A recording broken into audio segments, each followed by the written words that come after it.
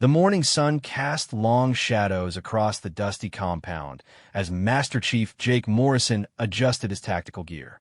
The recent mission had been successful, but something nagged at him. 3 confirmed kills from impossible distances, shots that even his best marksman couldn't have made. Someone had been watching their backs from the hills, and Jake needed answers. The debriefing room buzzed with quiet conversation as his SEAL team reviewed the operation. They had successfully extracted the kidnapped diplomat from the terrorist stronghold, but the mission should have been much bloodier. 3 enemy sentries had been eliminated before Jake's team even reached the perimeter, each taken down with surgical precision from over 1,000 meters away. "Those weren't our shots," Petty Officer Martinez said, checking his rifle. "My scope doesn't even reach that far accurately." Jake nodded grimly. In 20 years of special operations, he had developed an instinct for when something didn't add up. The shots had come from the eastern ridge, a position his team hadn't occupied. Someone else had been out there, someone with exceptional skills and advanced equipment.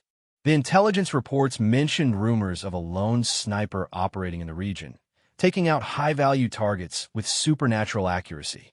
Local insurgents whispered about a ghost who could kill from impossible distances, always disappearing before anyone could track them down.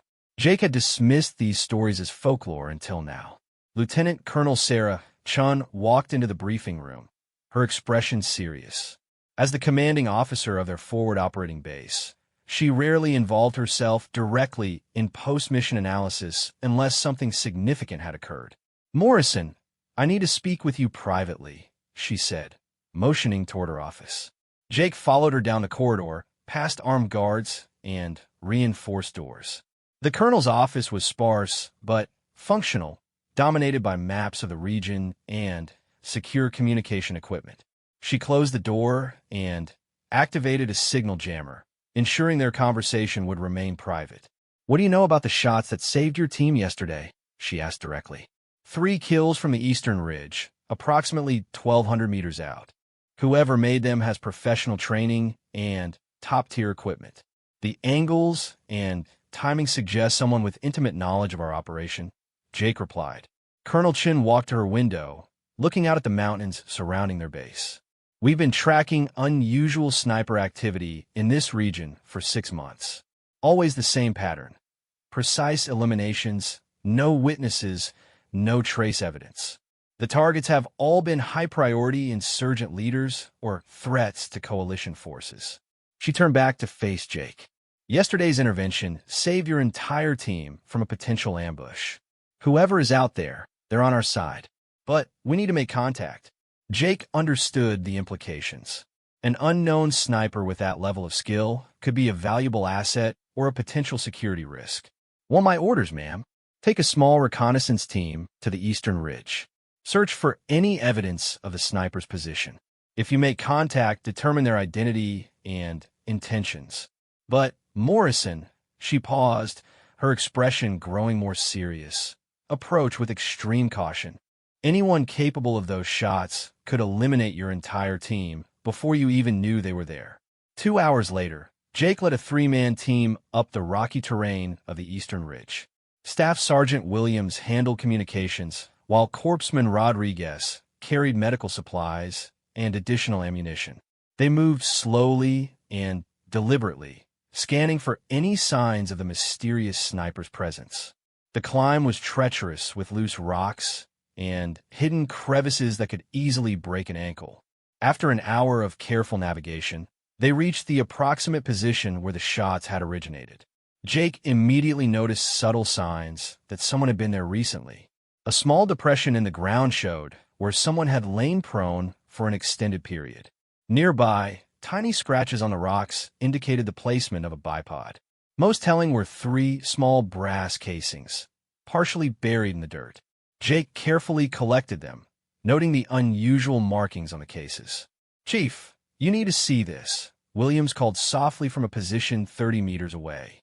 Jake approached cautiously and found Williams examining what appeared to be a small cache hidden beneath a carefully arranged pile of rocks.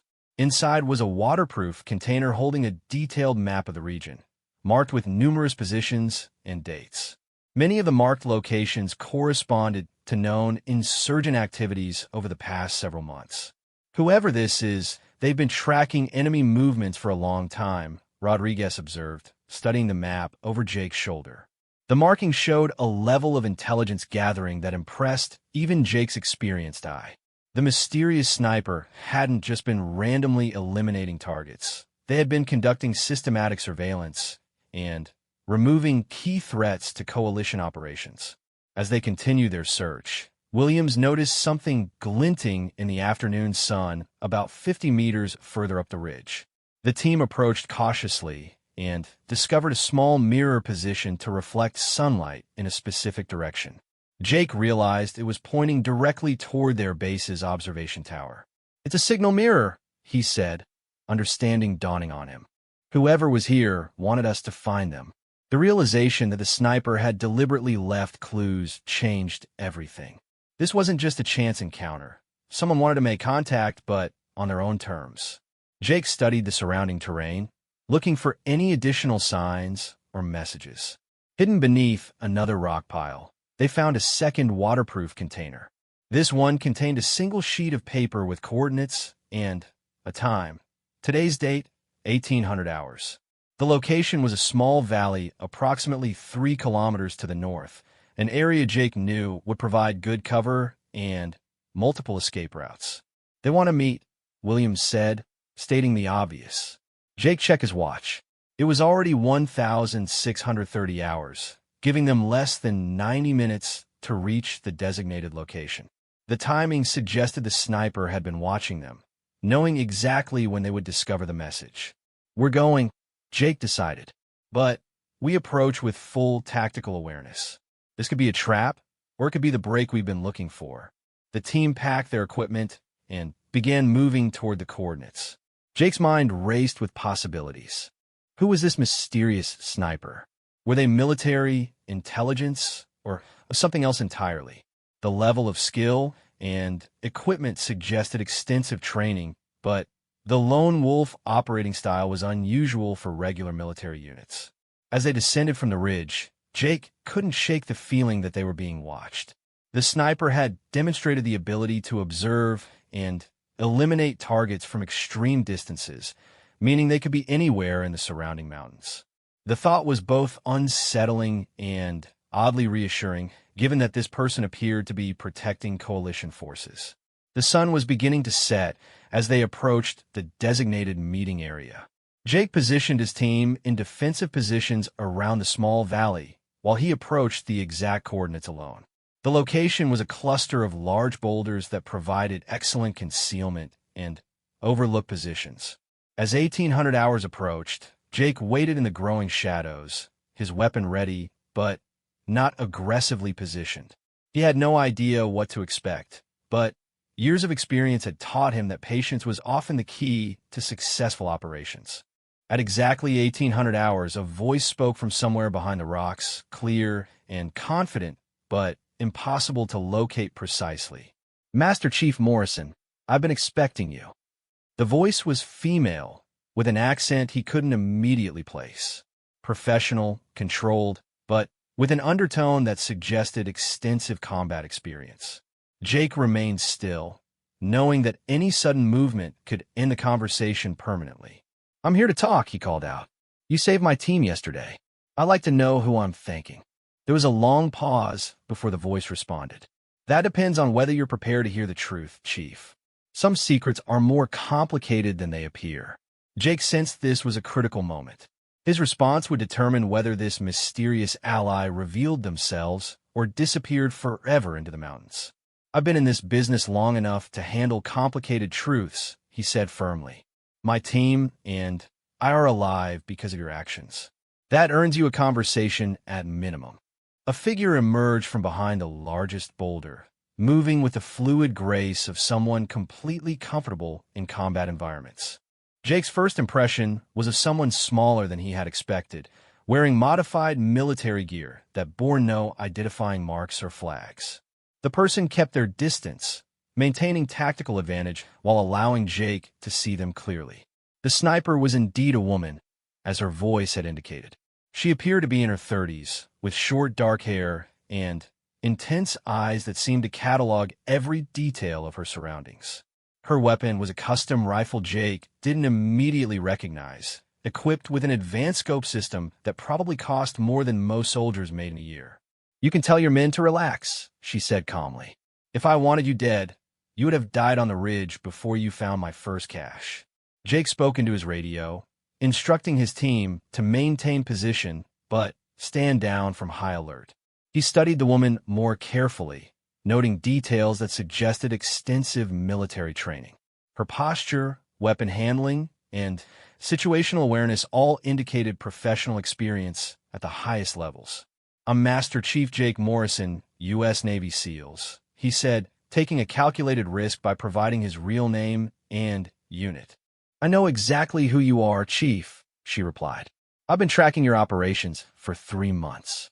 Your team has impressive skills, but yesterday you walked into a trap that would have cost lives." Jake nodded, acknowledging the truth of her statement. The intelligence reports didn't indicate enemy presence on that ridge. "How did you know about the ambush?" The woman smiled slightly, the first time her expression had changed since appearing.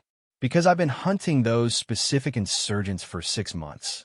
They have been planning that ambush for weeks, waiting for the right target. Your extraction mission provided them with the opportunity they needed." She gestured toward the surrounding mountains. "There are networks operating in these hills that your intelligence services don't know about. Weapons smuggling, foreign fighter recruitment, coordination between different insurgent groups. I've been mapping their activities and eliminating key personnel when necessary." Jake processed this information carefully. The woman was describing the kind of deep intelligence operation that typically required extensive resources and official backing. "Who are you working for?" "That's where things become complicated," she said, her expression growing more serious. "My name is Elena Vasquez, and officially, I don't exist anymore." The name meant nothing to Jake, but something in her tone suggested a story worth hearing. "What do you mean, officially?" Elena checked her surroundings again before responding, a habit that Jake recognized from years of operating in hostile territory. 5 years ago, I was Captain Elena Vasquez, U.S. Army Special Forces. I had commendations from operations in Iraq and Afghanistan, specialized training in long-range reconnaissance, and a security clearance that gave me access to information most people never see." She paused, studying Jake's reaction. "Then I discovered something I wasn't supposed to know about, and my government decided I was a liability rather than an asset." Jake felt a chill of understanding. He had heard whispers of operations that went beyond official channels, missions that never appeared in any records. "What kind of operation?" "A weapons smuggling ring that was funding insurgent activities across 3 countries, Elena said. "The problem was that some of the weapons were being provided by elements within our own intelligence community. When I tried to report it through proper channels, I learned that the operation had protection at very high levels." The implications were staggering. Jake had always believed in the integrity of his chain of command, but he had been in the military long enough to know that corruption could exist anywhere. "What happened when you tried to report it?" Elena's expression hardened. "They tried to eliminate me. An airstrike on my position during a routine patrol, officially attributed to enemy action. I was the only survivor, and that was pure luck. When I realized what had happened, I made a choice." She adjusted her rifle slightly, an unconscious gesture that suggested constant readiness. "I could try to fight the system from within and probably end up dead, or I could disappear and continue the mission on my own terms. I chose to become a ghost." Jake began to understand the scope of what Elena was telling him. She had been operating as a rogue agent for 5 years, using her skills and training to continue fighting enemies that her own government couldn't or wouldn't engage. "How have you survived without official support?" "Carefully," Elena replied with dark humor. "I had contacts in the intelligence community who believed my story, people who could provide limited assistance without exposing themselves. I also learned to live off the land and acquire resources from the enemies I was hunting." She gestured toward her equipment. "This rifle came from a weapons dealer who was supplying insurgents. The scope system was stolen from a black market arms dealer. I've become very good at turning my enemies' resources against them. Jake realized he was looking at someone who had been conducting a one-person war for half a decade. The level of dedication and skill required to survive and operate effectively under those conditions was almost incomprehensible. Why are you telling me this? Because the situation has changed, Elena said. The networks I've been tracking have evolved and expanded. They're planning something big, something that will cost American lives on a scale that makes yesterday's ambush look insignificant. She pulled a small device from her pocket and showed Jake a series of intercepted communications. They're coordinating a multi-stage attack on coalition bases throughout the region. The first phase targets supply convoys to isolate the bases. The second phase involves simultaneous assaults designed to overwhelm defensive capabilities. Jake studied the intelligence data, recognizing tactical patterns that matched known insurgent strategies. Within the next 2 weeks, Elena replied. I've been gathering information for months, but I can't stop this alone. I need official support, but I also need guarantees that the people who try to kill me won't use this as an opportunity to finish the job. The request put Jake in an impossible position. Elena was asking him to trust someone who was officially considered a rogue agent, possibly a traitor. But the intelligence she was providing could save hundreds of lives, and her actions over the past months had consistently protected coalition forces. What kind of guarantees are you looking for? He asked. Elena's expression became calculating, the look of someone who had learned to survive by anticipating every angle.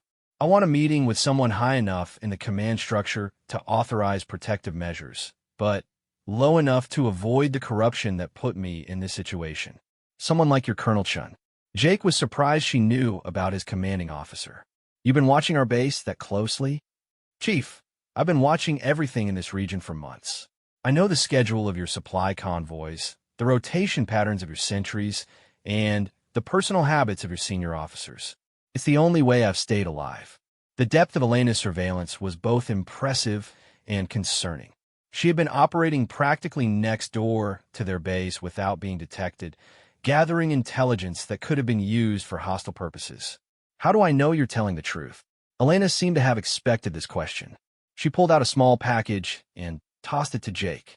Inside were photographs of insurgent leaders, documents written in multiple languages, and technical specifications for weapons systems he didn't recognize. That intelligence package contains information about the next 3 planned attacks on coalition forces, including specific dates, locations, and methods. Consider it a gesture of good faith, she said. Jake examined the documents, noting details that matched current intelligence gaps in his unit's briefings. If this information was accurate, it could prevent significant casualties and operational failures. This is substantial intelligence. It's also just a fraction of what I've gathered, Elena replied. But I won't provide the rest until I have assurances about my safety and official recognition of my efforts. The negotiation was delicate. Jake understood that Elena held valuable information, but she was also asking him to vouch for someone his own government considered a fugitive. What exactly are you proposing? Elena checked her surroundings again before responding.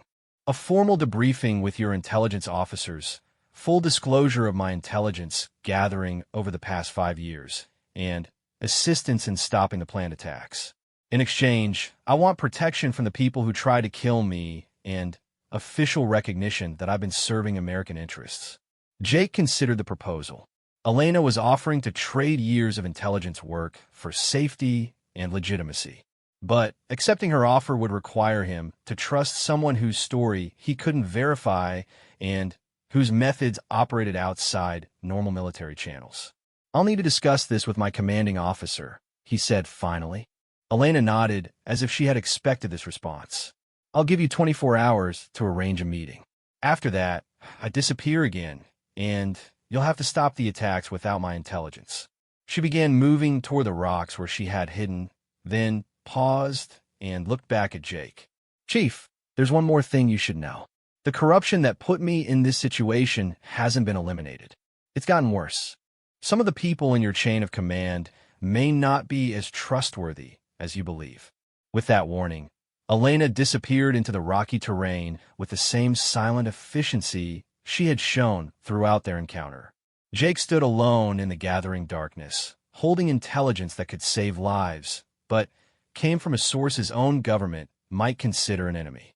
As he signaled his team to return to base, Jake realized that the next 24 hours would determine not only Elena's fate, but potentially the success or failure of coalition operations throughout the entire region. The secure communications room hummed with encrypted data streams as Jake waited for Colonel Chun to finish reviewing Elena's intelligence package. 3 hours had passed since his return from the mountain meeting, and the preliminary analysis of the documents had already confirmed several pieces of actionable intelligence.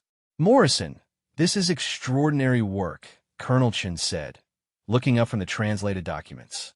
"These insurgent communication intercepts match gaps in our intelligence that we've been trying to fill for months.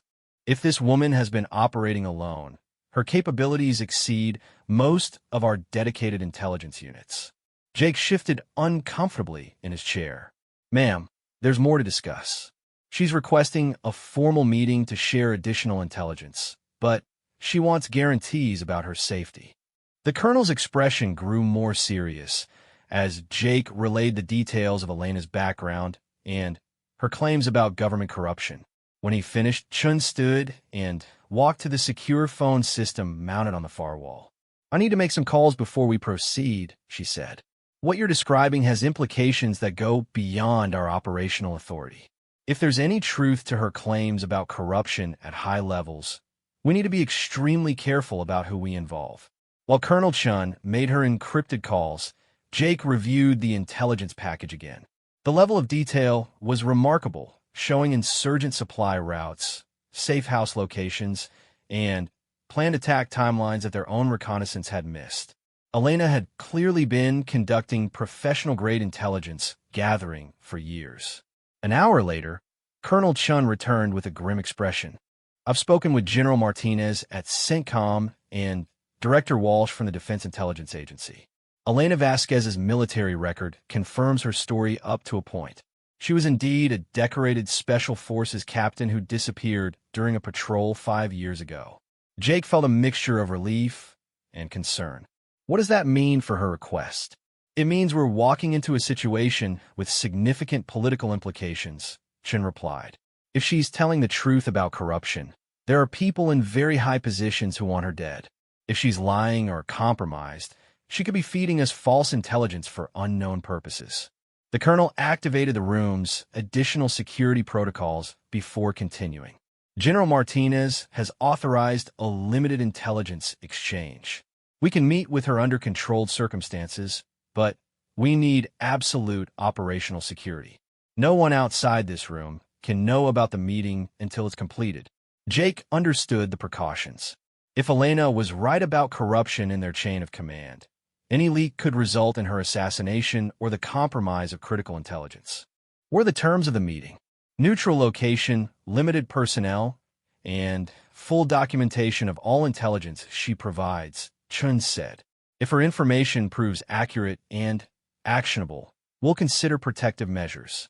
"But Morrison, this is as much a trap for us as it might be for her." They spent the next several hours planning the meeting logistics.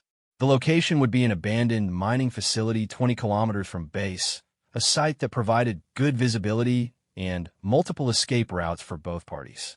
Jake would lead a small security team, while Colonel Chun handled the actual intelligence exchange. As dawn approached, Jake realized the complexity of what they were attempting. They were preparing to meet with someone their own government might consider a fugitive based solely on intelligence that could be fabricated. But the potential value of Elena's information, if genuine, could save dozens of American lives. The abandoned mining facility sat in a barren valley surrounded by rocky hills, its rusted equipment and collapsed buildings providing an appropriately stark setting for their clandestine meeting. Jake positioned his security team in overwatch positions, while Colonel Chun established the primary meeting point in the facility's main office building. Elena arrived precisely at the agreed time, approaching from the east with the same tactical proficiency Jake had observed during their first encounter. She carried a large pack that presumably contained her intelligence materials, and her demeanor suggested someone prepared for either cooperation or combat. "Colonel Chun," Elena said as she entered the makeshift meeting room. "Thank you for agreeing to this exchange." "Ms. Vasquez," Chun replied formally. "Let's be clear about our expectations. We need verifiable intelligence about immediate threats to coalition forces. In return, we're prepared to consider your requests for protection and recognition." Elena placed her pack on the table and began removing items systematically. Maps, photographs, intercepted communications, technical documents, and electronic storage devices were organized with military precision. The scope of material was overwhelming.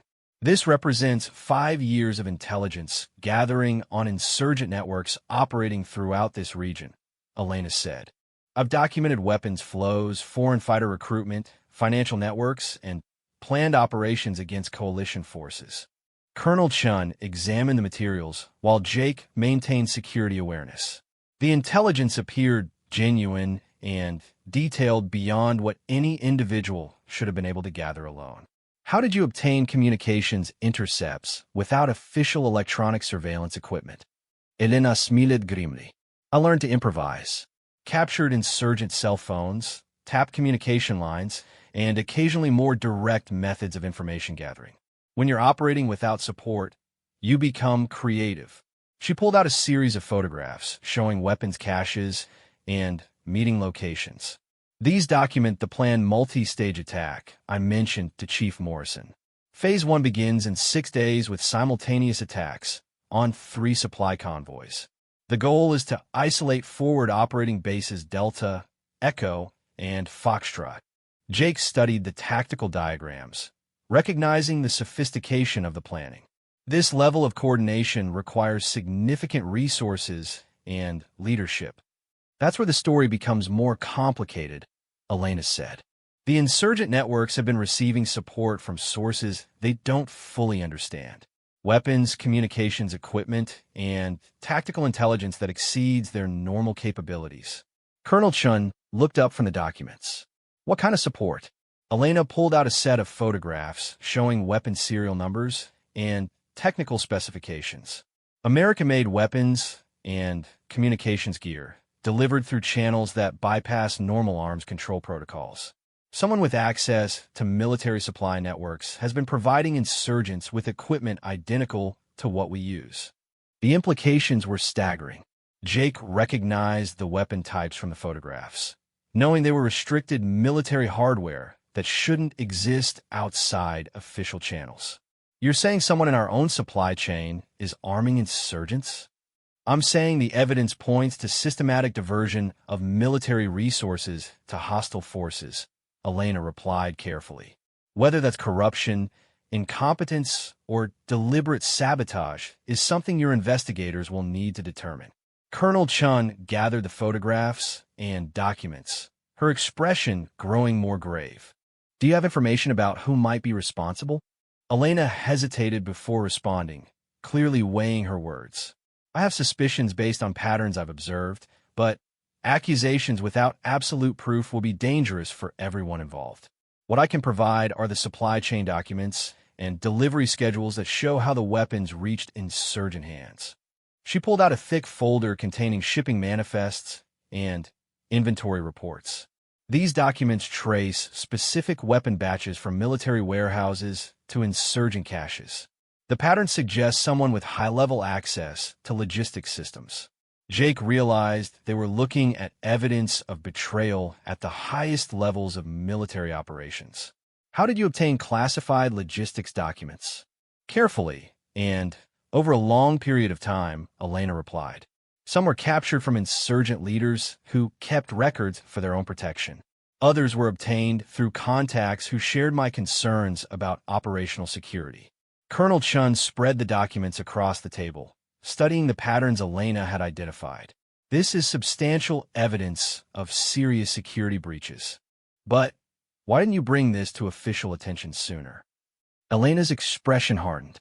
"Because the last time I tried to report similar evidence, someone tried to kill me with an airstrike. I've learned to be very careful about who I trust with information that could expose high-level corruption. The room fell silent as the implications sank in. Elena was claiming that previous attempts to report corruption had resulted in attempted assassination by her own government. If true, it explained her reluctance to trust official channels. What specific protection are you requesting? Colonel Chen asked. Elena pulled out a final document, handwritten and carefully detailed. I want official reinstatement with back pay and recognition of my service record. I want investigation and prosecution of the people who tried to eliminate me. And I want assignment to a unit that can use my intelligence-gathering capabilities effectively. Jake studied Elena's face as she made her requests, seeing someone who had been fighting a lonely war for 5 years and now hoped to return to official service. But he also recognized the enormous risks involved in granting her requests. We'll need time to verify this intelligence and investigate your claims, Colonel Chen said. Can you provide us with current location information for the planned attacks? Elena nodded and pulled out a GPS device containing detailed coordinates. Everything you need to intercept the first phase of attacks is in this device. But, Colonel, time is critical. The window for effective countermeasures closes in 48 hours. As the meeting concluded, Jake realized they had obtained intelligence that could prevent significant casualties and potentially expose corruption that threatened all coalition operations.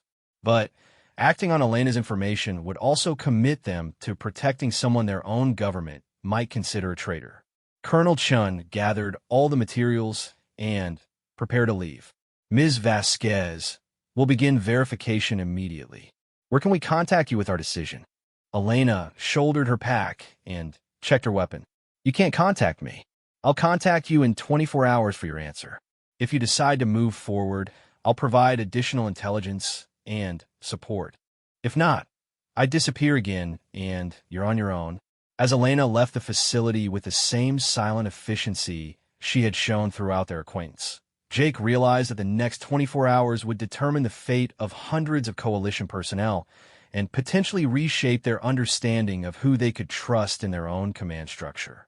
The Joint Operations Center buzzed with intense activity as Colonel Chun coordinated the verification of Elena's intelligence. Multiple agencies worked simultaneously to confirm the details of the predicted attacks, while investigators began tracing the weapons shipments she had documented. Jake watched the controlled chaos unfold, knowing that lives hung in the balance of their decisions. Morrison, we have confirmation on 2 of the 3 predicted convoy attacks, Staff Sergeant Williams reported from the communication station. Electronic intercepts match Elena's timeline exactly, and reconnaissance drones have identified insurgent positions at the locations she specified. Jake felt a mixture of relief and apprehension. Elena's intelligence was proving accurate, which validated her credibility, but also confirmed the immediate danger to coalition forces. What about the weapons traces? Colonel Chin looked up from a secure terminal displaying classified logistics data. Initial analysis confirms that weapons with the serial numbers Elena provided were indeed reported missing from military inventories. The timeline matches deliveries to insurgent groups she documented. The evidence was mounting that Elena had provided genuine intelligence about both immediate threats and systemic corruption. But Jake realized that proving her claims would also expose uncomfortable truths about security failures at the highest levels of military operations. General Martinez appeared on the main communication screen from CENTCOM headquarters, his expression grave. Colonel Chun, I've reviewed the intelligence package your source provided. The Defense Intelligence Agency confirms that several of the insurgent leaders mentioned in these documents were previously unknown to our surveillance networks. Jake moved closer to hear the general's assessment. What are your orders regarding the predicted attacks, sir? We're implementing immediate countermeasures for all 3 convoy routes, Martinez replied. Additionally, we're conducting emergency security reviews of all personnel with access to the logistics systems that appear to have been compromised. The general paused before continuing. Colonel, your source has provided intelligence that could not have been fabricated. The level of detail and accuracy suggests legitimate access to insurgent networks over an extended period. However, her claims about attempted assassination by government personnel require the highest level of investigation.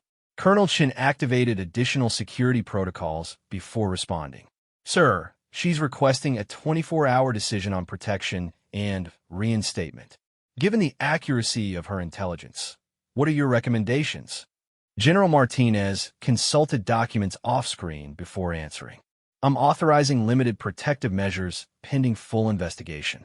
If she continues to provide actionable intelligence, we'll consider formal reinstatement.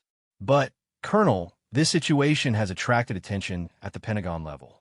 There are people who want this woman brought in regardless of her cooperation. The warning was clear. Elena's revelations about corruption had made powerful enemies who might prefer her silence to her intelligence. Jake understood that protecting her would require careful navigation of political pressures that extended far beyond their operational authority. We have another problem, Director Walsh interrupted from the Defense Intelligence Agency. The logistics investigation has identified personnel with access to the compromised systems, but preliminary results suggest the corruption may extend into congressional oversight committees. The scope of the security breach was expanding beyond what anyone had anticipated. Jake realized they were dealing with corruption that could affect national security policy at the highest levels of government. Colonel Chun terminated the secure communication and turned to Jake. We need to make contact with Elena immediately. The situation has become more complex than any of us anticipated. They established communication using the emergency frequency Elena had provided, hoping she would monitor their transmission. The response came within minutes, confirming that she had been tracking their investigation progress. Elena, we need an immediate meeting, Colonel Chin transmitted. The intelligence you provided has been confirmed accurate, but we're dealing with security implications that extend beyond our original assessment.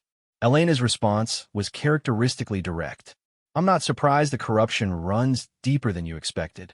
That's why I've been operating alone for 5 years. Same location as before, 1 hour.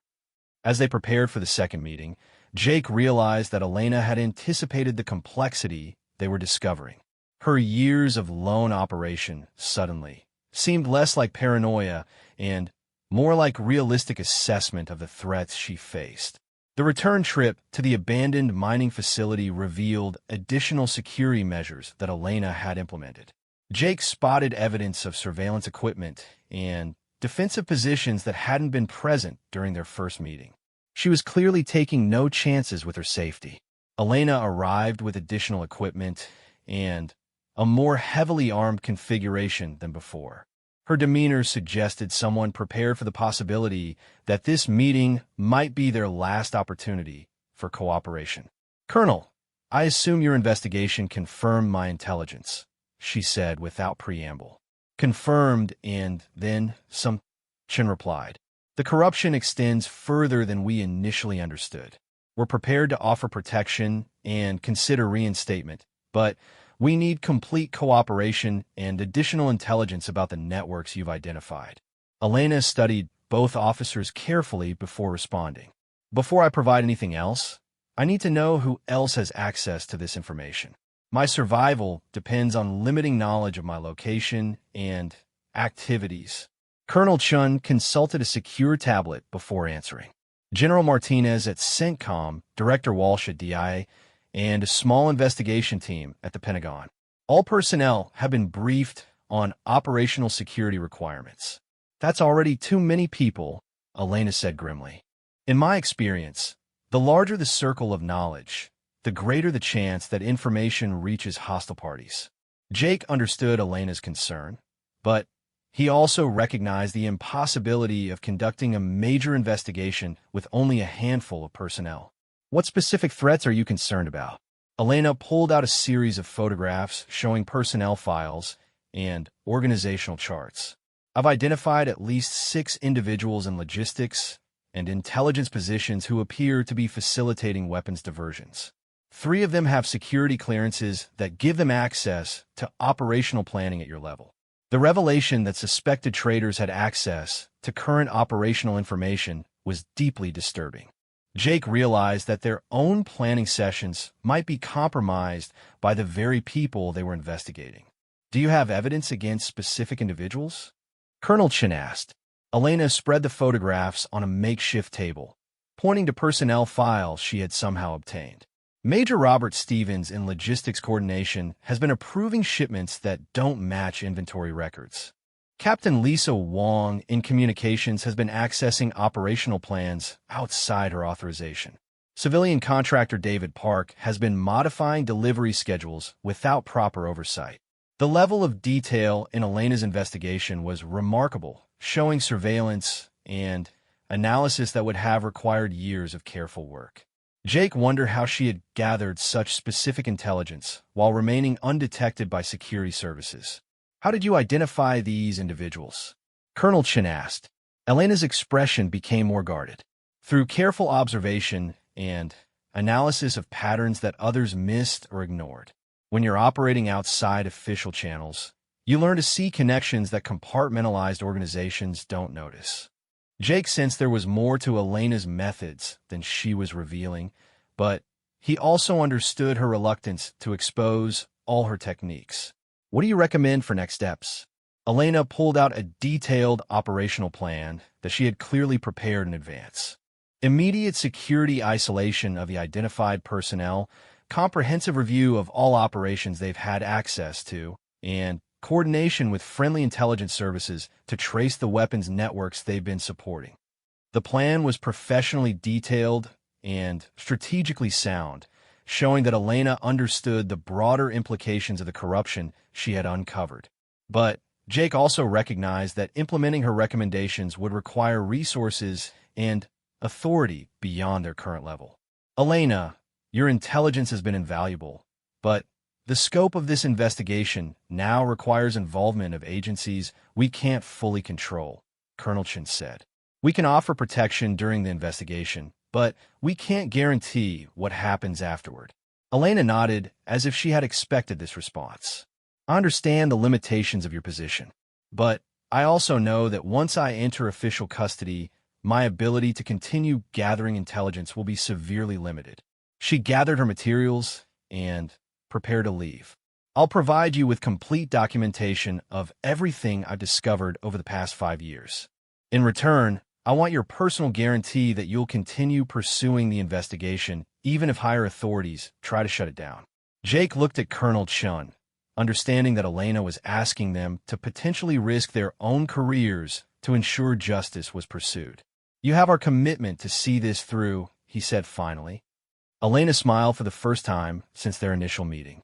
Then, we have a partnership, Chief. But remember, the people we're exposing have resources and connections that extend far beyond military chains of command. This investigation will test everyone's commitment to the truth. As Elena prepared to transfer her complete intelligence archive, Jake realized they were crossing a point of no return in their pursuit of justice and accountability. 3 weeks later, Jake stood in the Pentagon briefing room watching Elena provide testimony to the Joint Congressional Committee investigating military corruption. The woman who had spent 5 years as a ghost was now seated at a witness table under television lights, methodically presenting evidence that would reshape military accountability standards. The intervening weeks had been a whirlwind of investigations, arrests, and security reforms. Elena's intelligence had led to the prevention of multiple attacks and the exposure of a weapons diversion network that extended across 3 theaters of operation. But the personal cost had been significant for everyone involved.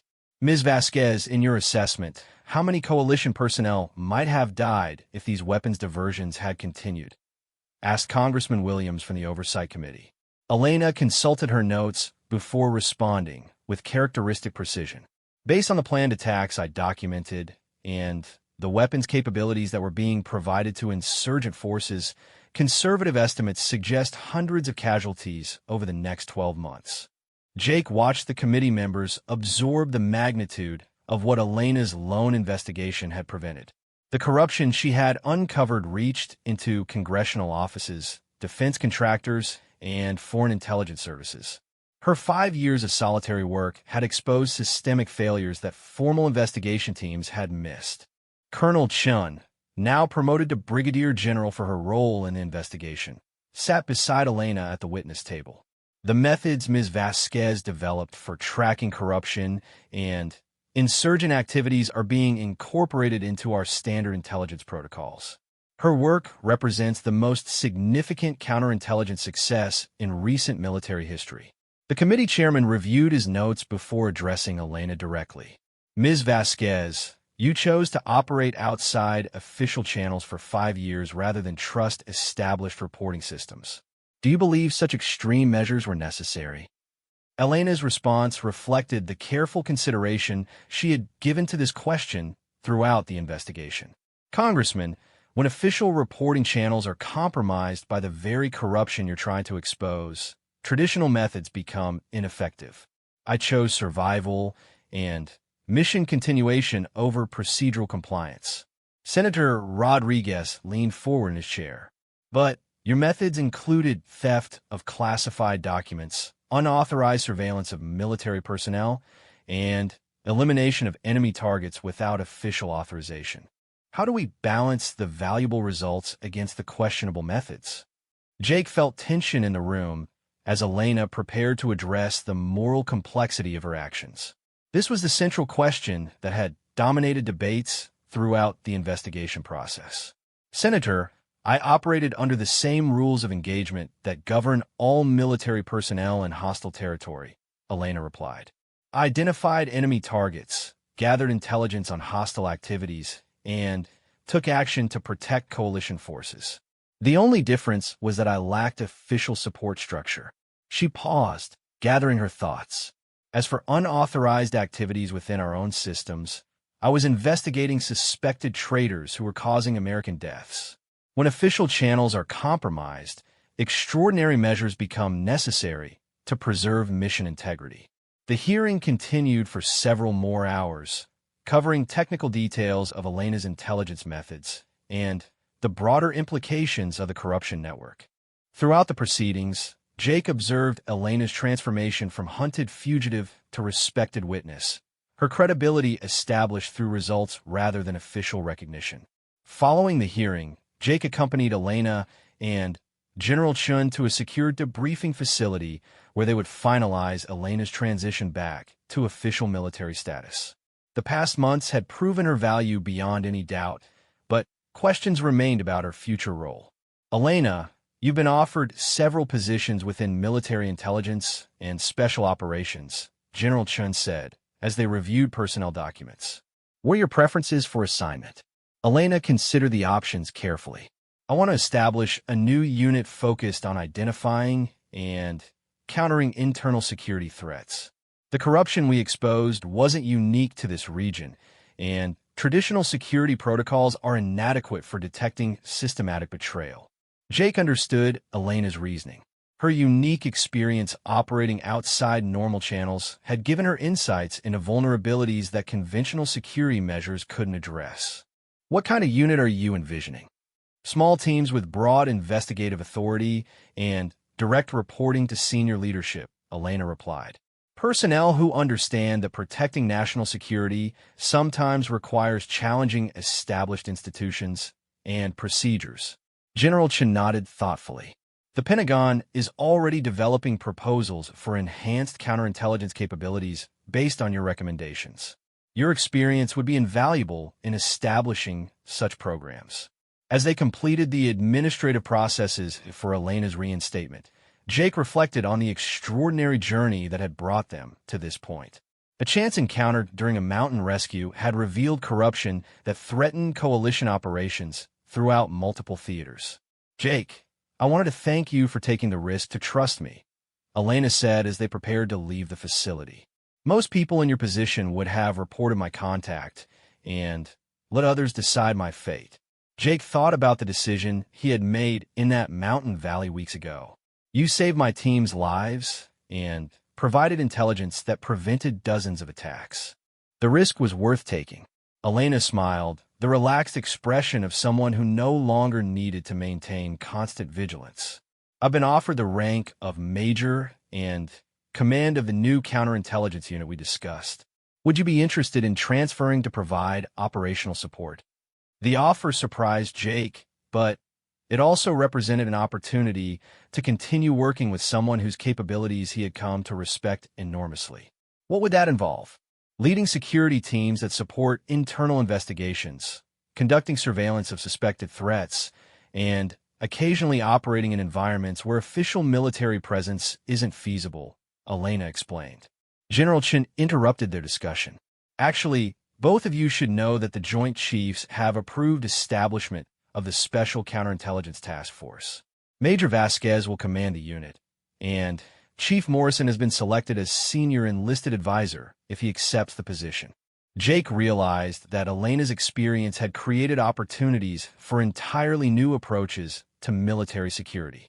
The corruption they had exposed had convinced leadership that traditional methods needed significant enhancement. "What's our first assignment?" Jake asked, understanding that he was already committed to this new direction. Elena pulled out a folder containing preliminary intelligence reports.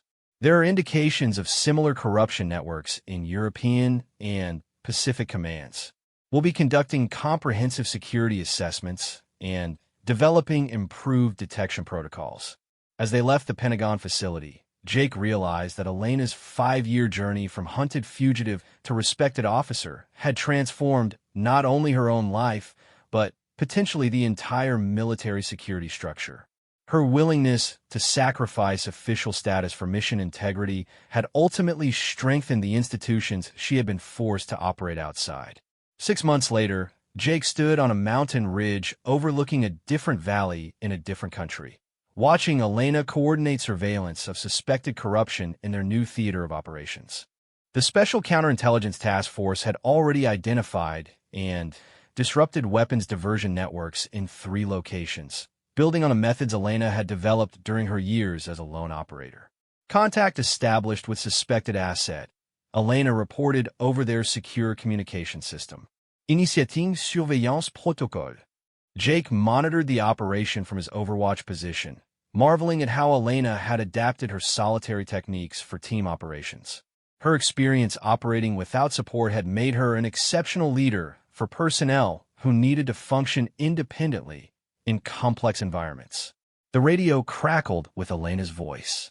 "Jake, when this operation is complete, remind me to tell you about the time I spent 3 weeks tracking weapons smugglers through the mountains of Afghanistan.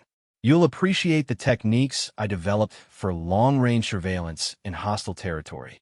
Jake smiled as he watched Elena disappear into the landscape with the same ghost-like efficiency she had demonstrated during their first encounter. Some skills, once developed through necessity, became permanent assets regardless of official status or recognition. As the sun set over the foreign mountains, Jake understood that Elena's story represented more than individual heroism or institutional reform. It demonstrated that dedication to mission and protection of fellow service members could transcend official structures when those structures failed to serve their intended purposes. The woman who had once been a ghost had become a leader, transforming hard-earned survival skills into systematic improvements that would protect military personnel for years to come. Her answer to his original question about who made those impossible shots had led to revelations that strengthened the entire military security structure. In the growing darkness, Jake maintained his overwatch position, knowing that Elena and her team were conducting the kind of vital work that would never appear in official histories, but would save lives through improved security and accountability. The mysterious sniper had evolved into something far more valuable, a guardian of institutional integrity whose influence would extend far beyond any individual operation.